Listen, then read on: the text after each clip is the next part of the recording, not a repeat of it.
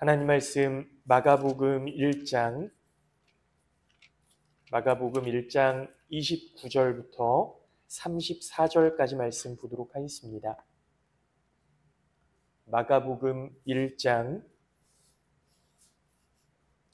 29절부터 34절까지 말씀, 신약성경 54쪽입니다. 마가복음 1장 29절부터 34절까지 말씀.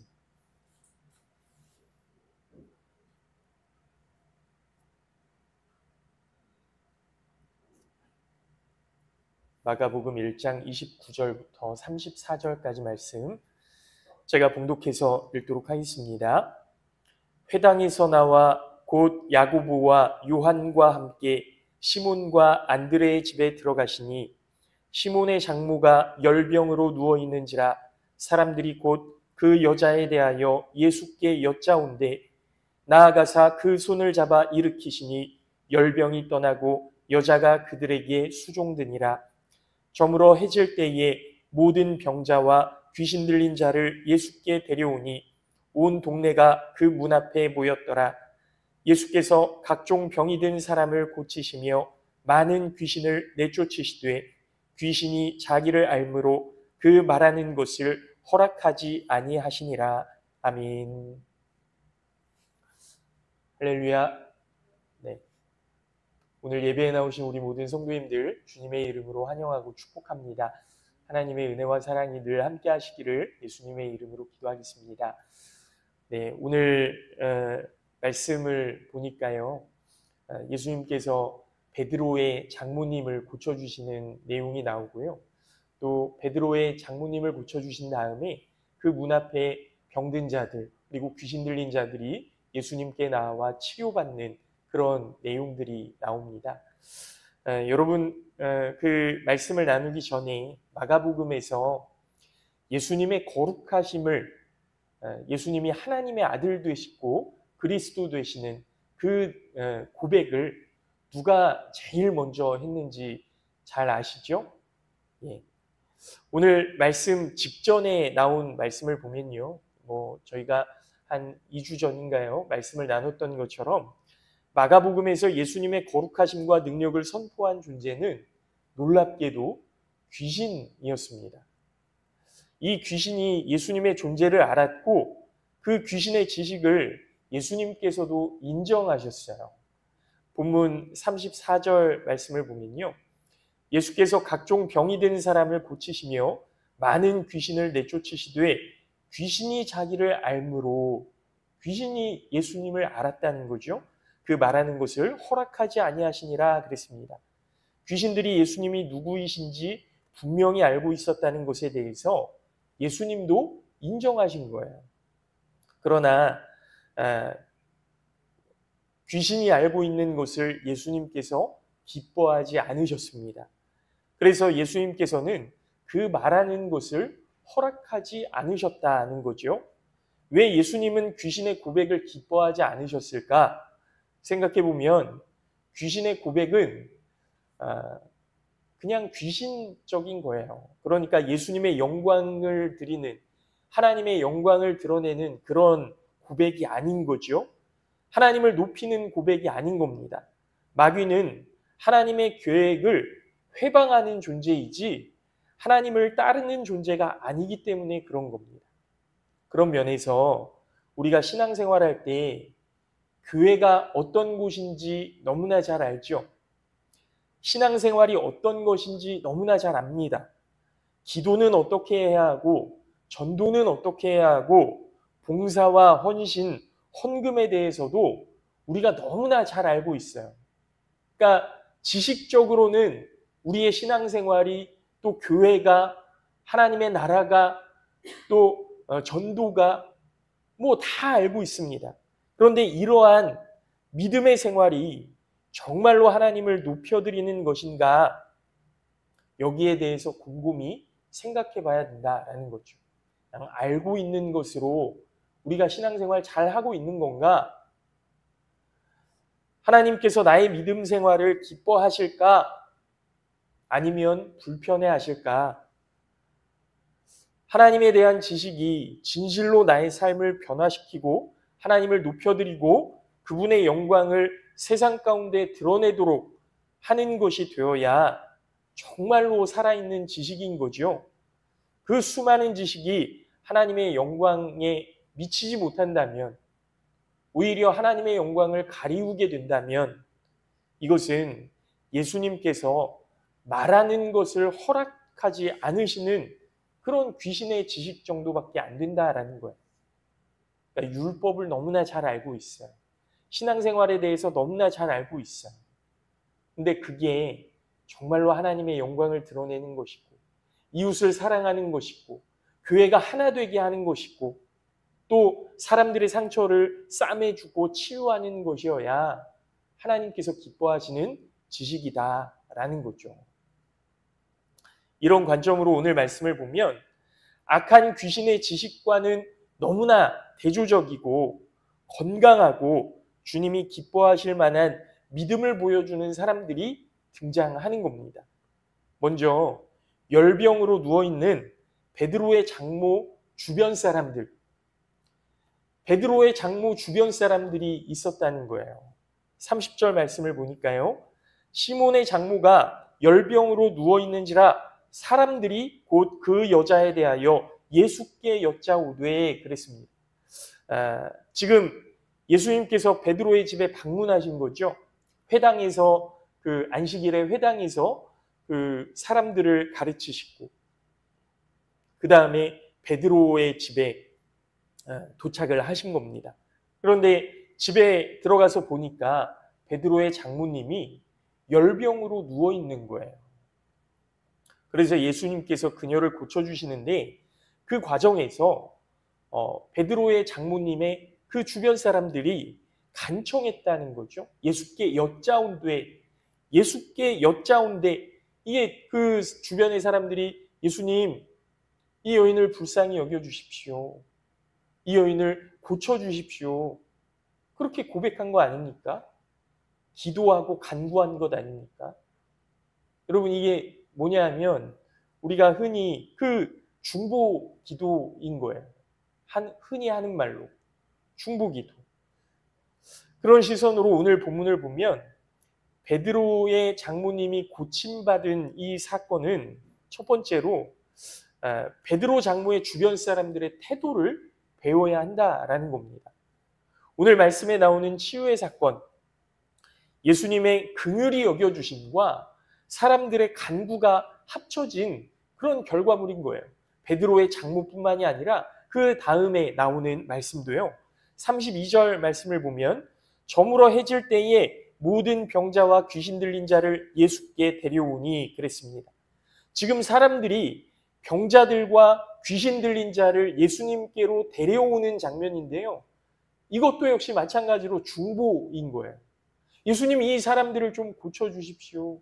제 아들인데, 저희 어머니인데, 저희 이웃인데 예수님이 이 사람들 좀 보시고 고쳐주십시오. 그런 거 아닙니까? 이 사람들이 예수님께 갖고 있는 기대가 무엇인가요? 대체 예수님이 무엇을 해주실 줄 알고 데리고 나오는 겁니까? 이 사람들은 예수님이 고쳐주실 거라고 믿고 기대하고 데리고 나온 거잖아요. 그러니까 지금 사람들은 예수님이 병을 고치실 능력이 있음을 믿고 귀신을 내어 쫓는 능력이 있음을 믿고 이 사람들을 데리고 나오는 거예요. 또 예수님께서 이 병자들과 귀신 들린 사람들을 그때 당시에는 병 걸리고 귀신 들린 거 뭡니까? 하나님의 저주받은 거잖아요. 그런데 예수님은 하나님의 저주를 받은 자들로 여기지 않으시고 긍휼히 여겨주실 것을 믿은 거예요. 그렇게 고쳐주실 줄로 아는 거예요. 기대하는 거예요. 이게 살아있는 예수님께서 기뻐하시는 지식이고 예수님께서 기뻐하시는 신앙생활이다라는 겁니다. 여러분 디모데전서는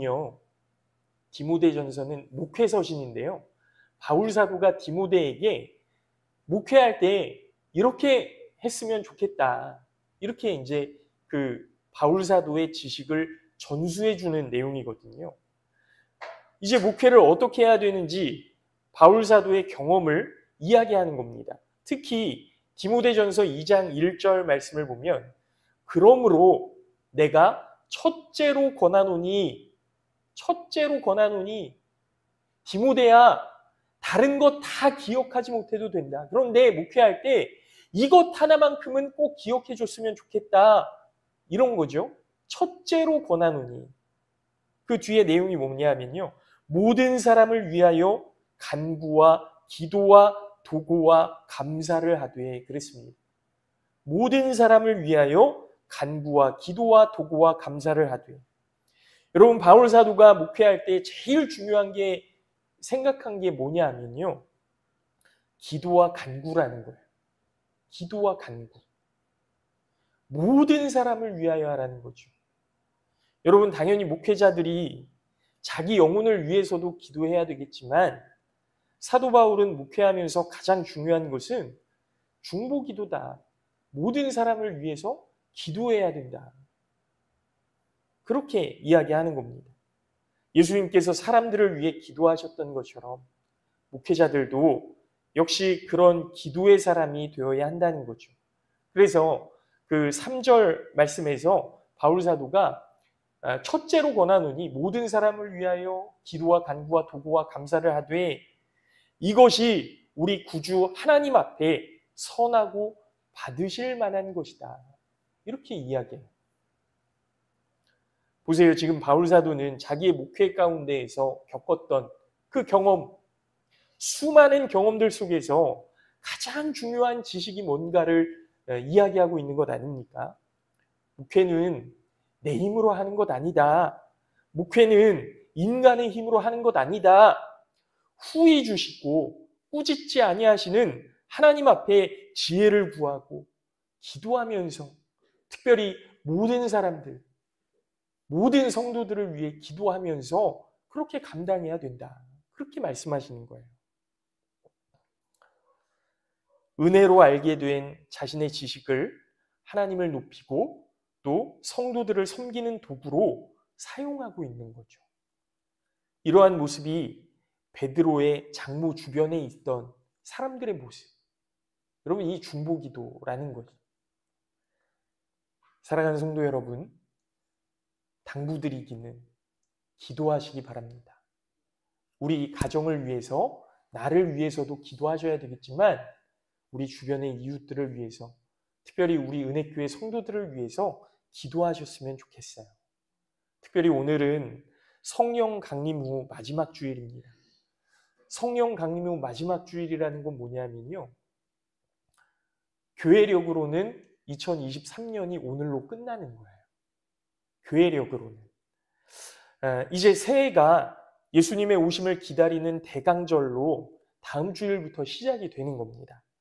올해를 되돌아보면 우리 11월의 주제, 모든 것이 은혜 아니었습니까? 여러분, 은혜교회의 세 가족이 우리 윤공중 성도님, 또 임종세 권사님 2명이나 늘었어요. 그리고 작은 지방 행사였지만 그래도 우리 성도들이 힘을 모아 잘 치렀고 은혜교회 30주년이 잘 마무리되었다고 믿습니다. 교회를 세워가는 힘은 여러분 중보기도에 있습니다. 베드로의 장모의 주변 사람들이 그녀의 상황을 예수님께 간구했던 것처럼 은혜교회를 바라보면서 주님 일으켜 주시옵소서, 우리 교회에 긍휼히 여겨 주시옵소서 하고 교회를 위해 기도하는 것이 우리의 사명인 줄로 믿습니다. 또 앞으로 교회에 나오셔야 되는 분들 있잖아요. 우리 주변에. 하나님 긍휼히 여겨 주시옵소서, 은혜를 주시옵소서. 바라기는 우리 모든 성도님들이 함께 기도하며 특별히 중보기도, 섬기는 기도 가운데에서 하나님의 뜻과 계획을 발견하시고 또 승리하시는 우리 모든 성도님들이 되시기를 예수님의 이름으로 축복합니다. 두 번째는요, 열병을 고침받은 베드로의 장모님, 이분의 모습이에요.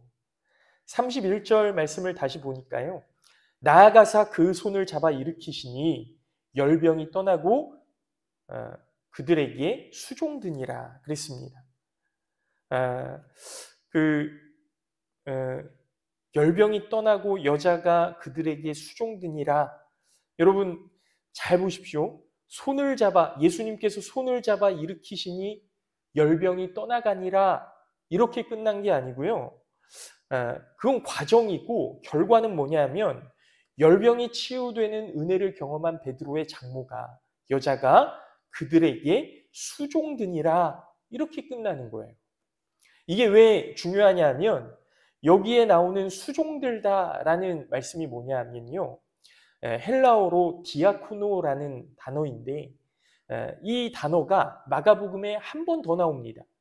어디에 나오냐면요. 마가복음 10장 45절 말씀에 나오는데요. 마가복음 10장 45절은요. 마가복음의 주제예요. 주제. 제가 읽어드립니다.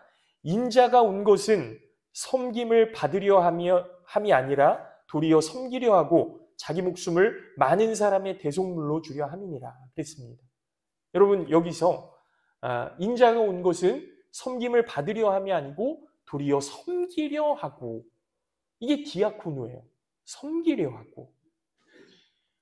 여러분 마가는요 지금 왕으로 오신 예수님께서 스스로 종이 되셔서 섬기시고 많은 사람을 위하여 자기 목숨까지도 내어주셨다라고 고백하는 겁니다. 그러니까 왕이신 예수님께서 종이 되셨다라고 말씀하고 있는 거예요. 섬기시고 계신다. 이렇게 말씀하는 거예요. 근데 지금 베드로의 장모 역시 예수님의 치유의 은혜를 경험하게 된 후에 그 섬김의 모습, 예수님의 섬김의 모습을 베드로의 장모에게 빗대어서 설명하고 있는 거예요. 똑같은 단어거든요. 그러면 우리 성도들이 하나님의 영, 성령의 임재를 경험했다면, 오늘 성령 강림 후 마지막 주일이라고 말씀드렸잖아요. 그 성령의 은혜를 우리가 경험했다면 어떤 모습이 우리 가운데 있어야 되는 겁니까? 이 디아코노의 모습이 우리에게 있어야 한다라는 거죠. 섬김의 모습. 그런데 잘 보세요. 베드로의 장모가 누굴 섬겼냐? 예수님이 고쳐주셨으니까 예수님을 한 분만 섬기면 되지, 그게 아니었다는 거죠. 그들에게 수종드니라. 그 자리에 있는 모든 사람을 섬겼다는 말씀 아닙니까? 이게 굉장히 중요한 말씀이에요. 우리가 신앙생활하면서 나는 예수님만 잘 섬기면 되지, 내 신앙생활만 똑바로 하면 되지, 그런 마음을 품고 있는 경우가 많습니다. 그러나 이런 모습은 절대로 건강한 신앙이 아니라는 거예요. 그런 마음을 품고 있는 경우가 많습니다. 예수님께서 모든 사람을 섬기시고 자기 목숨을 많은 사람의 대속물로 주셨던 것처럼 베드로의 장모가 그 자리에 있던 모든 사람에게 수종들었던 것처럼 건강한 신앙의 모습, 하나님께서 기뻐하시는 그 모습, 성령에게 사로잡힌 그 모습은 그들에게 수종드니라. 이런 모습이라는 거죠. 여러분 참 아름다운 모습 아닙니까?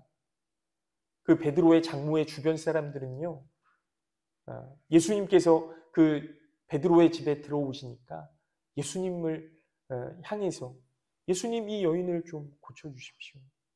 이 여인을 좀 불쌍히 여겨주십시오. 예수님께 여짜온대.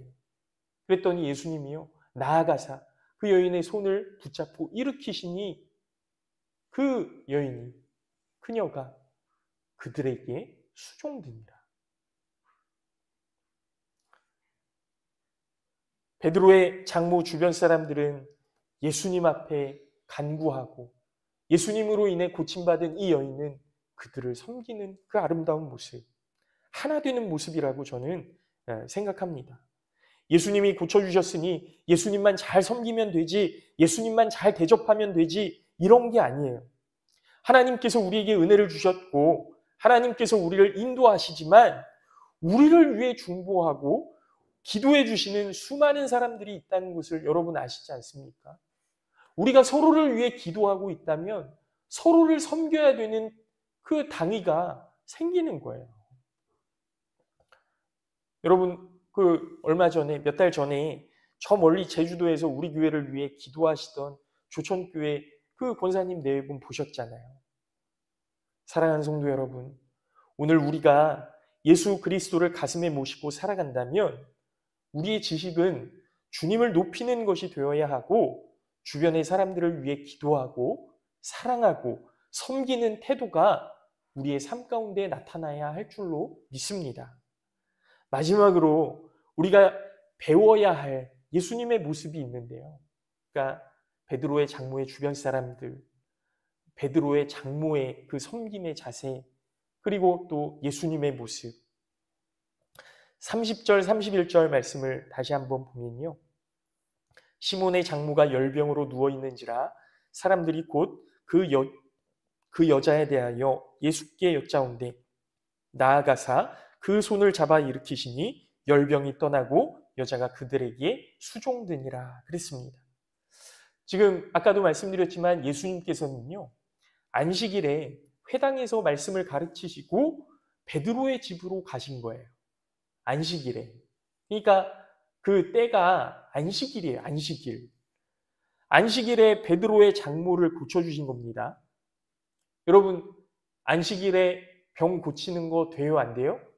율법으로는 안 돼요. 안 돼요. 사람들이 예수님을 나쁘게 생각했다면 바리새인들처럼 그렇게 비난하지 않았겠습니까? 예수님 어떻게 율법을 어기실 수 있지? 그런데 이 사람들이요, 그 장모를 위해서 간구하는 거예요. 예수님, 안식일이지만 이 여인을 좀 고쳐주십시오. 긍휼히 여겨주십시오. 예수님께서도 지금 안식일이니까 조금만 기다려라. 조금만 기다려라.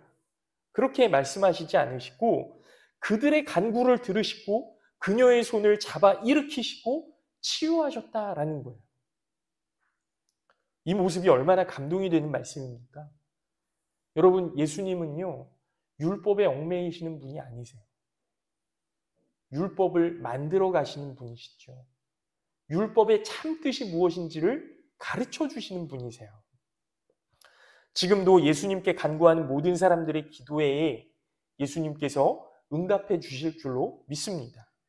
그런데 여러분, 예수님께 나와왔던 병든 사람들을 좀 보셨으면 좋겠어요. 이 사람들이 예수님께 언제 나왔냐면요. 32절 말씀을 보니까 저물어 해질 때 그렇게 나오거든요. 저물어 해질 때. 이게 어떤 의미냐면 유대인들은요. 하루의 시작이 해가 뜰 때부터가 아니에요. 해가 질 때부터예요. 해가 지고 나면 하루가 시작되는 거예요. 그러니까 지금 예수님께 나온 사람들은 율법에 매여 있는 모습 아닙니까? 안식일이었는데 이제 해가 졌어요. 그럼 안식일이 끝난 거예요. 다음 날이에요. 해가 지고 난 다음에 예수님 앞에 나온 거예요. 예수님, 이제 안식일 끝났으니까 이 사람 좀 고쳐주십시오. 우리 좀 불쌍히 여겨주십시오. 그렇게 이야기하는 거죠.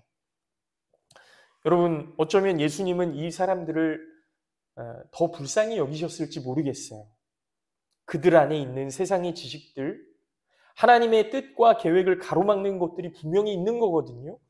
그 사람들의 마음속에 예수님께서 하나님의 아들이시고 그리스도이심을 알게 되는 겁니다. 여전히 그들의 마음 가운데에는 세상적인 것들, 귀신적인 것들이 가로막고 있는데 예수님이 고쳐주시니까요. 예수님이 그 능력을 보여주시니까 이분이 정말 그리스도신가? 이분이 정말 하나님의 아들이신가?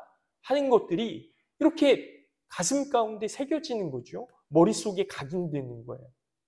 그런데 여러분, 이들의 모습 가운데 있는 그 생각과 마음을 예수님께서 세상에 드러낼 것이 아니다. 아직 아니다.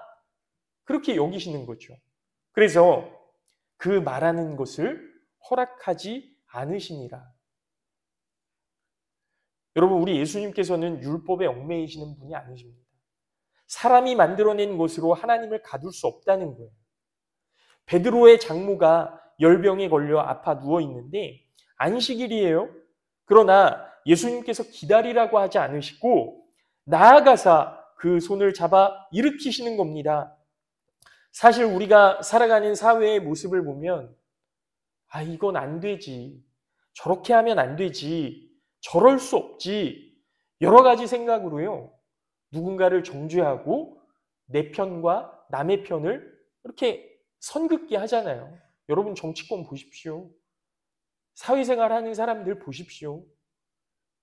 회사에서도 세상 가운데서도 또 정치 나라에서도 우리 장로님 기도하셨지만 팔레스타인과 이스라엘, 우크라이나와 러시아 다 선긋기를 하잖아요. 네가 잘못했네, 내가 잘못했네. 거기에 우리의 에너지를 쏟는 경우가 많습니다. 그런데요, 사회뿐만 아니고 교회도 마찬가지일 수 있어요. 물론 형식과 절차 중요하죠. 그러나 사랑하는데, 섬기는데 형식과 절차를 앞세우면 하나님의 뜻과 계획을 언제 이루실 겁니까? 그럴 수 없는 거예요. 사랑하는 성도 여러분, 예수님의 모습을 기억하시기 바랍니다. 안식일이었지만 나아가사 그 손을 붙잡아 일으키시니, 여러분 이게 예수님의 모습 아닙니까? 기다리지 않으시고 고쳐주시고 사랑하시고 섬기시고 가로막는 것들이 있지만 사랑하기 위해서, 구원하기 위해서, 생명을 살리기 위해서 그 무엇보다도 우선하시는 그 생명, 한 영혼의 생명, 여러분 그 모습을 우리가 닮아야 되리라고 믿습니다.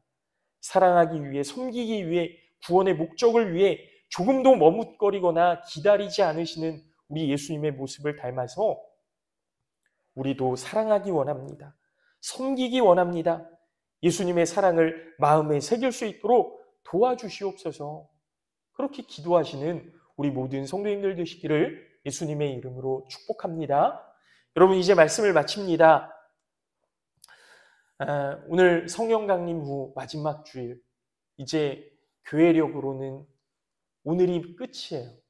이제 다음 주부터는 새로운 새해가 시작이 되는데, 여러분 우리가 예수 그리스도의 오심을 마음 가운데 품고 기다린다면 우리의 지식이, 우리의 생각이 정말로 하나님께 영광을 돌릴 만한 것으로 바뀌어야 되지 않겠습니까? 중보기도하는 우리의 모습이 되어야 하지 않겠습니까? 또 베드로의 장모처럼 섬기기 원합니다. 하나님, 모든 사람을 섬기기 원합니다. 예수님을 위해서도 우리가 살아야 되겠지만 우리 교회의 성도들을, 서로를 사랑하고 섬기는데 힘쓸 수 있도록 도와주시옵소서. 기도하시기를 부탁을 드립니다. 또 마지막으로 예수님의 그 모습을 닮아서 사랑하기 위해서는, 생명을 살리기 위해서는, 우리가 하나 되기 위해서는 머뭇거리거나 기다리지 않고 하나님께서 말씀하시는 대로 그 말씀에 순종할 수 있는 우리의 모습이 되어야 할 줄로 믿습니다. 바라기는 우리 모든 성도님들의 마음속에 예수님의 사랑의 마음이 새겨져서 모든 사람에게 수종드니라 그 섬김의 모습이 우리가 태도가 되어서 이 세상을 변화시키고 또 우리 영무 땅을 생명을 전하고 또 구원하는 데 앞장서는 우리 모든 성도님들 되시기를 예수님의 이름으로 축원합니다. 잠깐 기도하겠습니다.